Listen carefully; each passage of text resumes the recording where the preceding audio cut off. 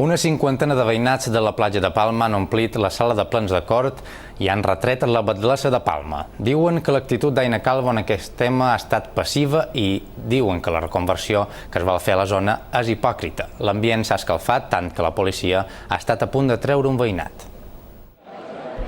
Plena de gom a gom era la imatge que oferia la sala de plens de l'Ajuntament. Una cinquantena de veïnats de la platja de Palma han reivindicat i protestat per la que consideren una actitud passiva de Cort. I és que, malgrat la darrera decisió d'ampliar el període de delegacions en 15 dies, els veïns no volen que se segueixi parlant d'expropiacions. Crits, pujades de to i alguna intervenció espontània un poc fora de lloc han estat en la tònica d'aquest ple extraordinari. ¿Cuándo derriban su casa? Por favor. ¿Cuándo derriban su casa? La temperatura de la sala ha pujat quan els assistents han escoltat les paraules de les associacions de veïnats.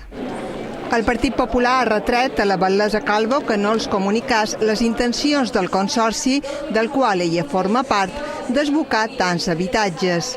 El problema que tenim actualment és una plaça, la plaça de Cort. On es troba el problema? On es troba el problema és en el digníssim despatx. On es troba el problema és en el digníssim despatx de la senyora Calvo. La batlessa Aina Calvo, que ha estat interrompuda nombroses vegades, ha dit tant al PP com als veïnats que no hi ha res decidit. Tenim temps per esmenar. Res del que no vulguin o considerin oportú. Res del que no vulguin o considerin oportú els grups municipals d'aquest consistori serà possible a la platja de Palma.